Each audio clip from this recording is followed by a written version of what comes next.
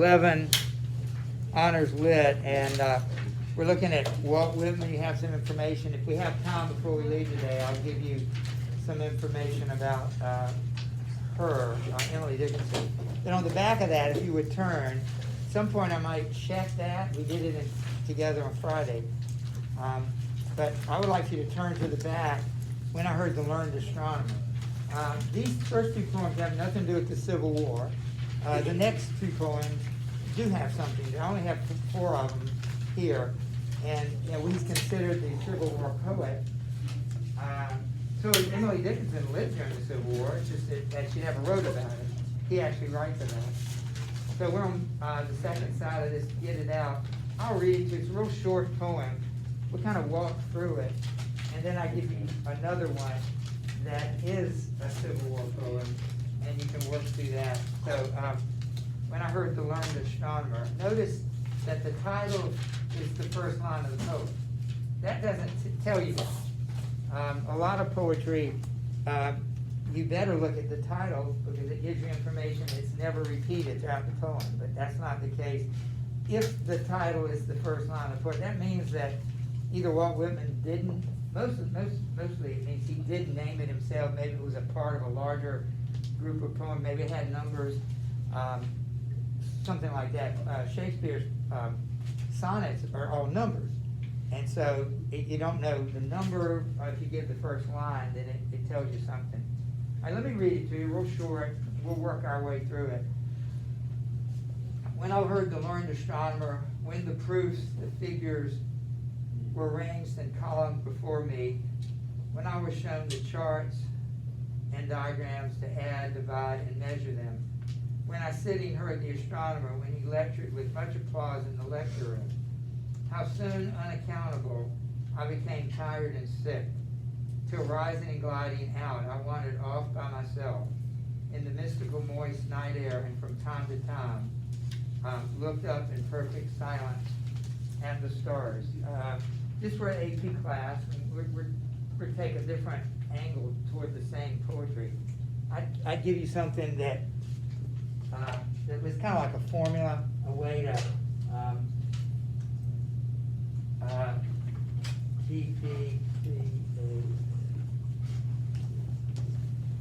Hey, thanks. All right. Did y'all not get to see him? No. Okay. Just check it in after school. How about that? After school? Yeah. All right, so I'd give you something that looked like this. Why don't you write it down too? It's not like it wouldn't be useful to us. This is like a formula for analyzing poetry, and this one and this one are the titles. Yeah. It's already up on the board. Oh. Oh, man. How about that?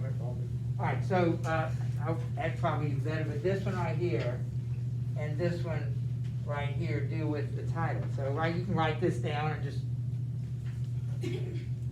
I was going to write it a little differently, but so the first one, so you look at the title twice. You look at it at the beginning, you don't know what it means. There's the title, When I Heard the Learned Astronomer, and then by the time you're finished, maybe the title means more than that. The second word is the word paraphrase. That's one I kind of ignore. So instead of paraphrase, I like to use the word summarize. So I don't have time. Our AP students are going to write an essay, and they're going to write 3 essays in 2 hours, each one about 40 minutes. And if you read a poem, you don't have time to paraphrase it. I think a paraphrase is taking every line and putting it in your own words. So I like to summarize those. So we'll put instead of paraphrase, if you think summarize is a better way.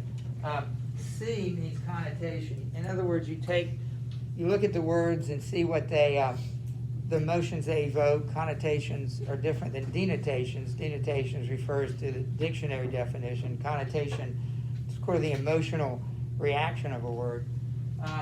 A means attitude. You have to look and see what the attitude of this is.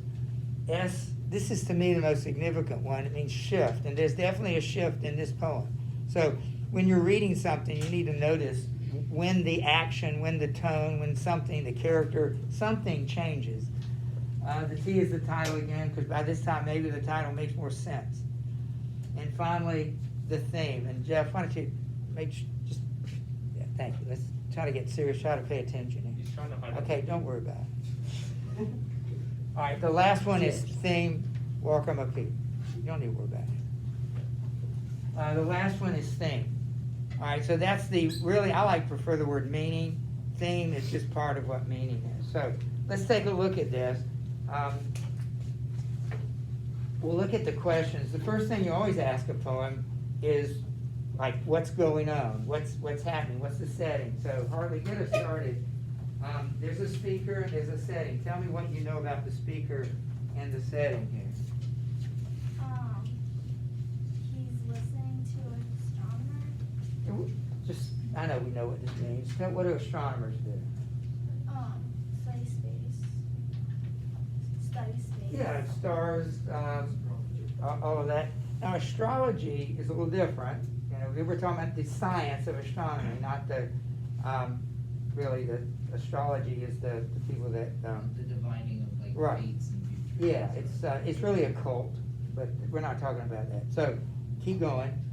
Let her finish. He's somebody in a, where is he? Lecture hall. All right, so that's a classroom. I mean, what happens in lecture halls? You have somebody lecturing or telling you things. So he's listening to the learned astronomer. Okay, some things happen while we're there. We can get to those in a minute. So we got the setting, the lecture hall, but that's not the only setting of the poem. Did I read it yet? I think you really read We got interrupted. Let me start over. When I heard the learned astronomer, when the proofs, the figures were arranged in columns before me, when I was shown the charts and diagrams to add, divide, and measure them, when I sitting heard the astronomer when he lectured with much applause in the lecture room, how soon, unaccountable, I became tired and sick, till rising and gliding out, I wandered off by myself in the mystical moist night air, and from time to time looked up in perfect silence at the stars. We got to read it again, but we'll forego that right now. So that's not the only setting. The only setting is not just the room. Where is the other part of it? Outside. Right. There's an outside part of it. So the poem actually perfectly divided with 4 lines each. 4 lines deal with being inside, and then 4 lines dealing with moving from inside to eventually outside. So that's the speaker and the setting. Walker, what is this speaker doing in the poem? What is the situation and what actions does he take? So there are 3 things there. What does he do? He's listening to a professor do a lecture. Yeah, he heard and he saw. It says in line 3, he heard what he said, and then he saw the charts, and he was sitting to do all this. You don't usually stand up for a lecture, so he was sitting to do all 3 of them. We know the situation. It's a lecture. What actions does the speaker take? Well, hearing and seeing and sitting are actions, but there are more actions. What else does he do? He said he became tired and sick. And what did he do? He gliding out, I wandered off by myself in the mystical moist night air. All right, so he goes outside. So that summarizes the action in the poem. How does the speaker feel about what is going in the lecture, in the poem? Julian, how does the speaker feel about it?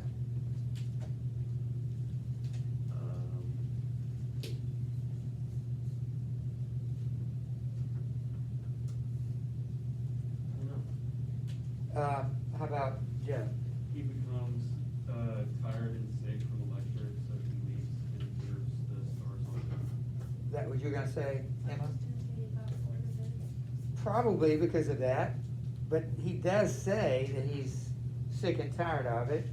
And how do others feel about what's going on, Emma? They find it fascinating How do you know? because it says much applause in the lecture. Yeah, they like it. They applaud it. Maybe they're just politely applauding, but we'll assume that it's genuine. And that's how you know. You know because they applaud it. All right, so the next three questions deal with the meaning of the poem, the theme of the poem. The poem presents two sharply contrasted ways of coming to terms with the stars. Describe these two opposed ways. So there are two ways, Emma, in the poem that you can relate to stars. How are they? One of them is, says that he was shown it by charts and diagrams and things like that, and the other one, he actually saw them and was in All right, you were told about them in one hand by the speaker versus you saw them on the other hand yourself. Okay, those are two different ways to study stars. Can you broaden that a little bit? I don't know if we need to. Yeah, we need to do that here. How do you broaden that? How do those two ways sort of summarize the only two ways? And I don't know if that's fair to say only. It's only two I can think of. How can those two ways summarize the major two ways we learn anything? How would you just answer that? You can either learn, like, I guess, interpretations of the thing, or you can interpret it yourself. Yes, so personal experience versus learning through others. And you use the word either or either. Why'd you say it that way? Why'd you say you can either do it this way or this Because way? it's like the main two ways. Okay. Either one or the other. They kind of oppose each other, right? I mean, they're kind of two opposite ways of doing it. So for which of these two ways is the speaker trying to arouse the reader's sympathy? What means does he go about winning this sympathy? So the speaker appears to prefer one of those two ways over the other. How do we know that, and what are the ways that he used? Si, can you get us started there? Jeff knows. We'll come back to him, but what do you think? So like which one he's trying to, Which one is he trying to arouse sympathy in us? Is the reader, we kind of follow what the speaker says and does. So which of the two does the speaker prefer? it looks like he prefers like going out and seeing it for yourself. Right? And so are there other things he says in the poem that would get us to agree with him? What are some other things he does in the poem to get us to agree with it? Jeff, did you have something in this line? Well, his response to studying it was making him sick and tired, but when he was observing it, he described it as looking in the perfect silence of the stars. That sounds pleasant, doesn't it? Yeah, so it's the, like, contradiction, not contradiction, the difference between, like, tiredness and sickness and, like, perfection, I guess.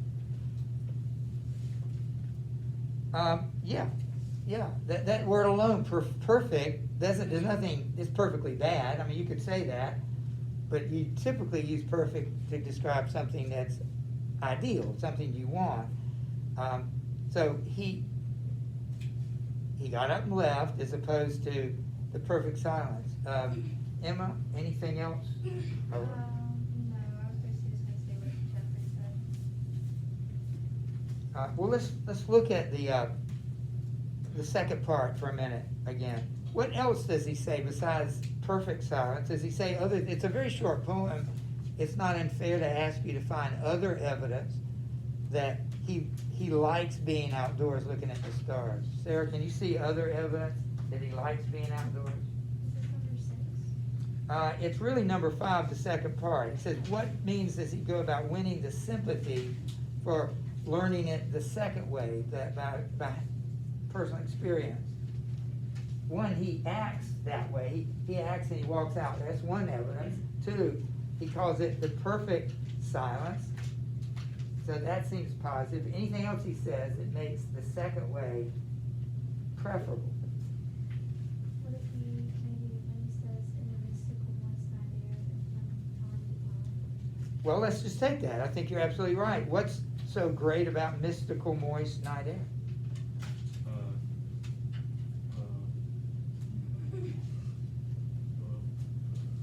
Emma? It sounds peaceful. Would you agree with that, Sarah? Said peaceful, mystical, that sounds mysterious and exciting. Moist sounds comfortable.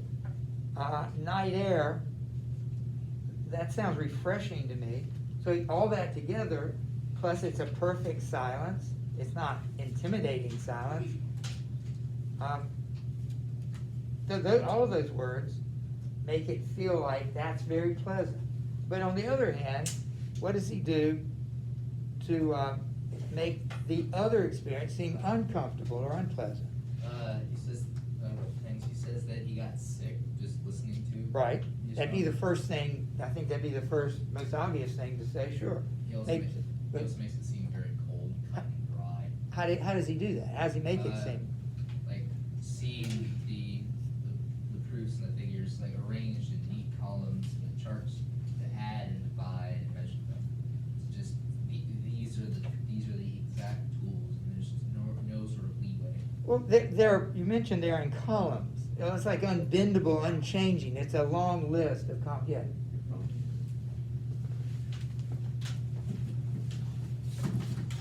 Hello. Yes. Sure. I didn't hear it. Did you hear it or just see it? I heard. How did I miss it? Oh, Emma, that was you.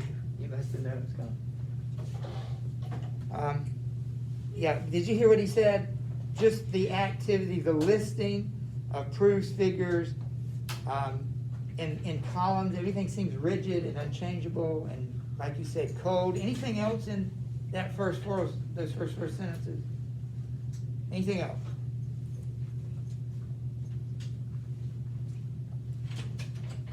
Well, I think just the list, and I'll just leave it at that. Lists seem kind of boring. So he makes that list. Last question, the last two questions. Is the poem concerned with more than presenting two opposite ways of looking at the stars? What else is the poem trying to do? So besides just looking at stars, what else is the poem trying to show? The difference between hearing something in a lecture and observing it for yourself. Anything, right? So yeah, it's more than just about studying the stars. It's literally a whole way of life. You know, these are two possible ways to learn anything. It's from other people or do it yourself. And finally, number 8, are these the only possible attitudes or viewpoints from which to understand the stars? Are they mutually exclusive? What might be a third viewpoint or attitude? Yeah. I don't know if this would technically fall under like learning from other people, but like maybe like learning from like statistics or I don't know. I think in my mind, it's information that other people put together for you. Instead of you going out and asking the questions yourself. Yeah. Or I guess what I was trying to say was like taking information from a lot of different people and kind of critically thinking your way through it, I guess. Are you saying that you do it yourself versus learn from others can be combined? Yeah. Did you hear that? Two extremes can often be combined. These are two different ways of approach. But why do you have to choose one or the other? A minute ago, I was telling Jeff, he used the word either. And I was I was asking it too early, but why does it have to be one or the other? It's true they're two different ways, but can it be both? Yeah. It can be both, but with something like astronomy, it's just so like complex, I guess. So if you try to bring your interpretation to the level of already what the astronomer said, it's going to be really difficult. So you're saying you really can't learn all there is to know from first looking at the stars, right? Yeah. What were you gonna say, Judy? I was gonna say kind of like the opposite of what you said. Like you could see the stars and be told about them. Like at the same time, you could get more knowledge on it and base your own opinions and things. Yeah, I don't think that's different from what he's saying. At least I don't hear it. I think it's the same thing. Did you hear that? You don't have to have one or the other. You can do it both ways. So why reinvent the wheel? I mean, there's things you can't study the stars from down here and know what the astronomer knows. But you also, if that's all you know about the stars, you're going to miss the beauty of them or whatever else you could learn from the stars. So it's actually saying there are two ways of learning, and they don't have to be mutually exclusive. All right, good job with that. I think that this poem, it sort of illustrates, oh, one other point about what makes it so unlikable. He makes the first 4 stanzas unlikable and unpleasant. Not only does he list figures and charts and the things they represent, but the word when is repeated 4 times. That's literally the same word over and over and over again. So I think that's another example. I can imagine asking you on a test, when we do have one, asking you this very question: what does the author do to make it seem unpleasant? And that would be another way. All right, we're going to finish up today. We got 15 minutes. You probably aren't going to finish, so I'd like for you to be able to finish it for Wednesday, and Thursday is the book. Yeah. Yeah. All right, it's called "Oh Captain, My Captain." This is a poem about Abraham Lincoln. So this is the first of the Civil War poems. And I'm gonna, I guess I'll read it to you. And there are questions on the next page. Do any of you remember what the title is an example of? Abraham Lincoln is dead, and the speaker is saying, "Oh Captain, my Captain," referring to Abraham Lincoln. What literary device is that? Stop.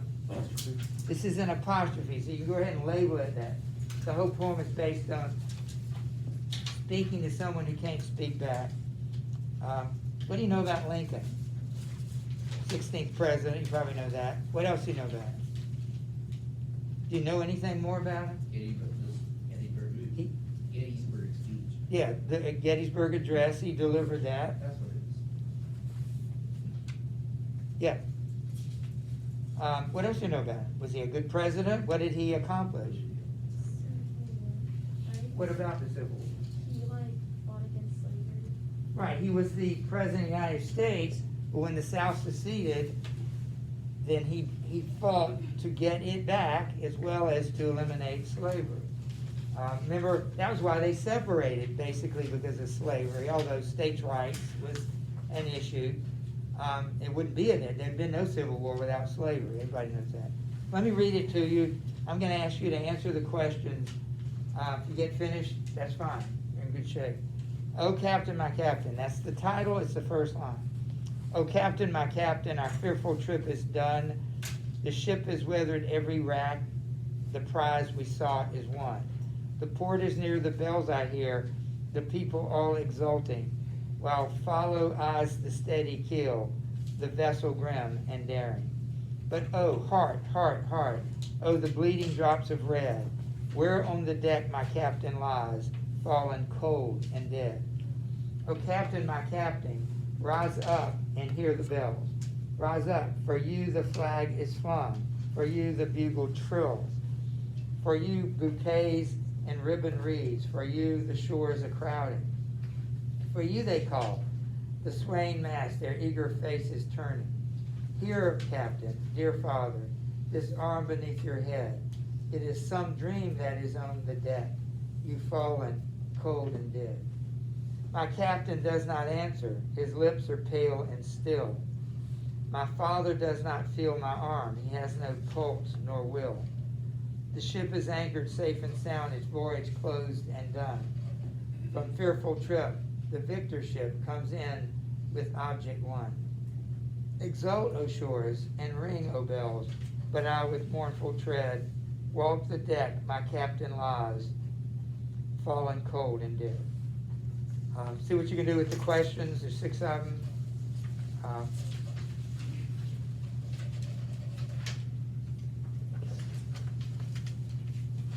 Ben, are you gonna do this?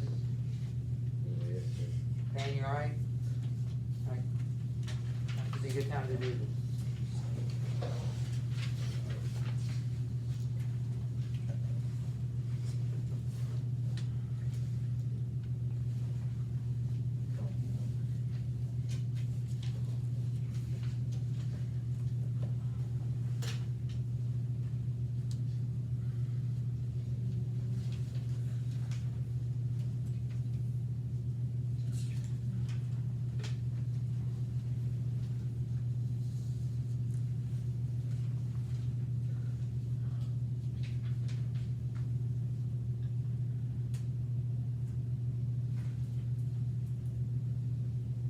Yes.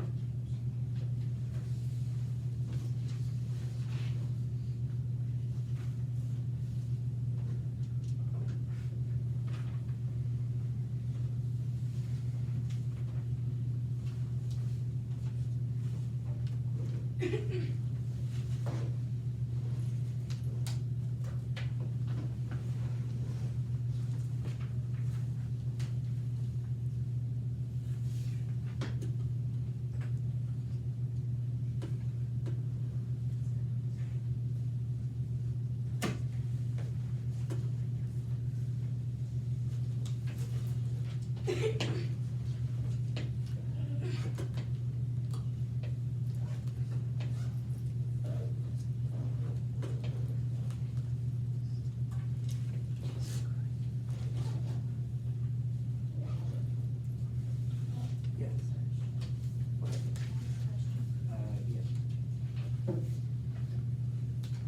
You already done? Okay, hold on to it, I'll come over there and check.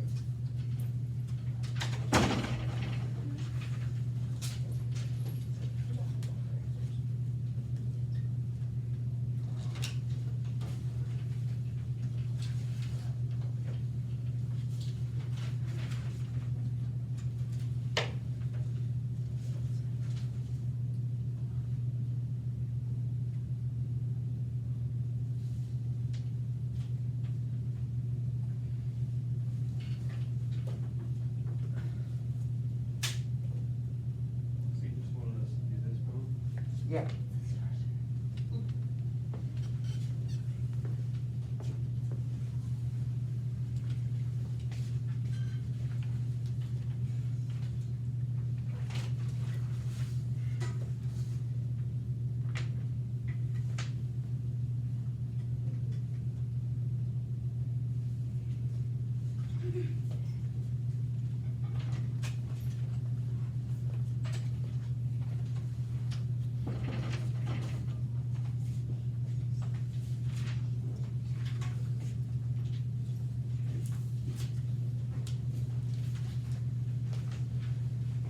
We're not done.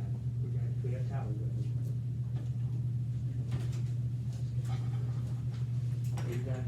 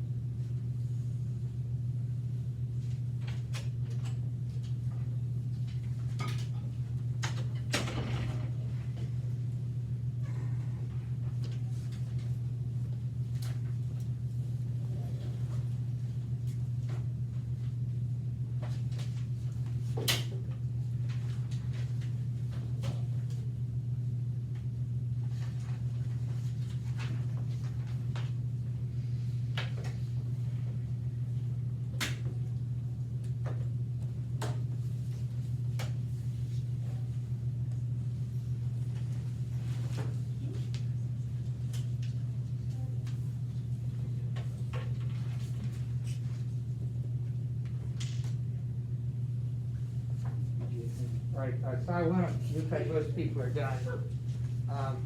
So I want you to get us started. Question number one.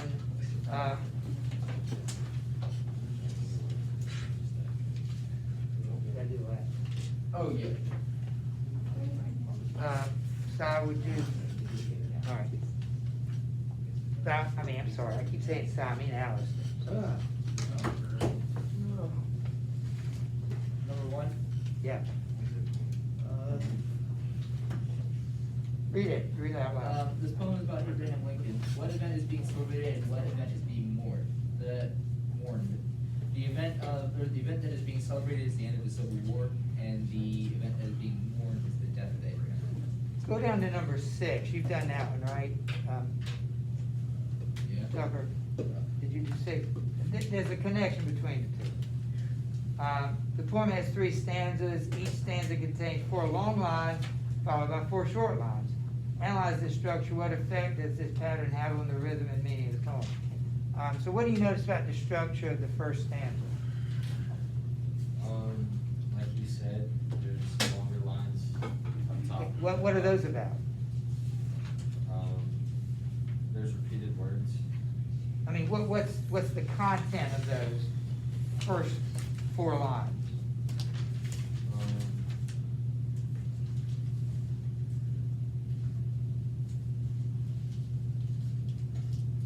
He said that the poem, tell me again what the poem's about. The end of the Civil War and then Lincoln's death. All right, so the poem is about those 2 things. So tell me what, in that first stanza, you got 8 lines, and we know it's organized 4 long ones and 4 short ones. What are the 4 long ones about? They are about,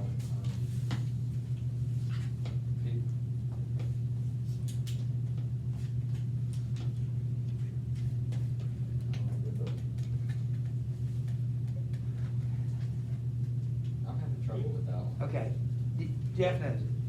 So, what I noticed, at least at the first stanza, All right, the first 4 lines are very like celebratory. about what? Like he's saying, "Oh, Captain," which is Abraham Lincoln. He Right. said our fearful trip is done. And what are they celebrating? That was his goal of like winning the Civil War. Wait, and that's what Alcer said. The first 4 deal with and I like the word celebratory for the winning of the war. So what are the last 4? And then the last 4 switch to, I assume the Confederates. It goes from like a really happy view to a really sad one. But what are they sad about? And Alcer already told us. They're saying that his captain is dead. Is what? Is dead. Right, that's what they're sad about. So both stanzas, the first 2 stanzas, are about, the first 4 lines of each stanza are about the celebration of the victory.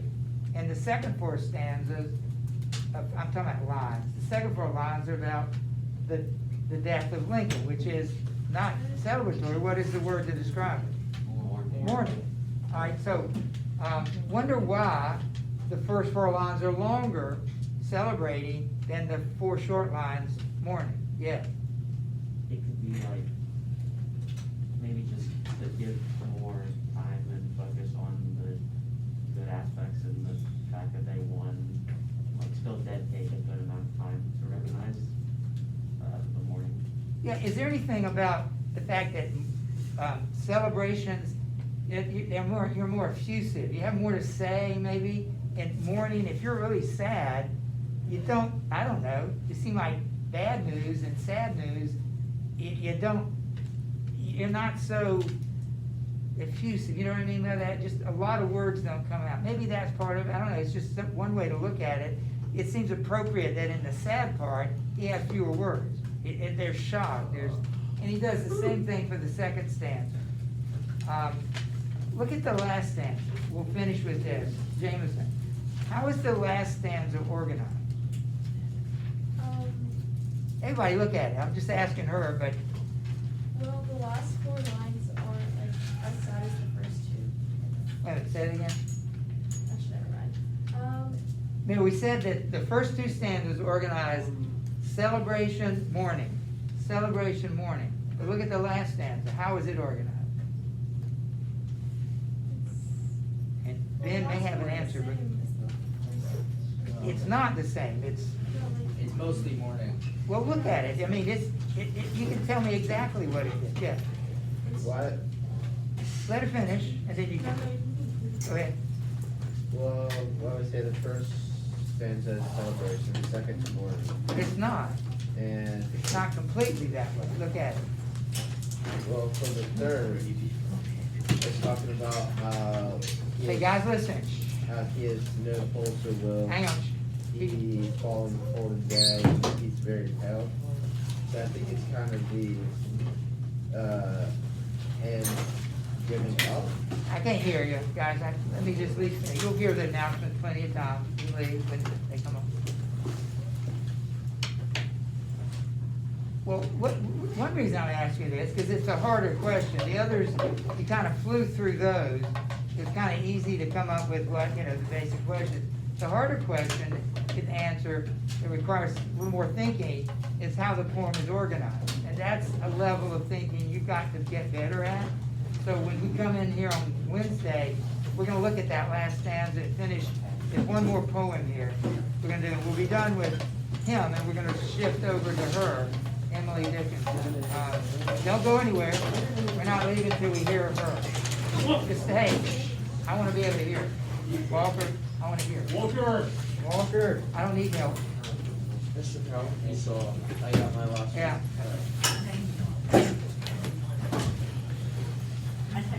Hang on. Student drivers may now be dismissed. Carpool will begin in 5 All right, we'll minutes. see ya. Thank you.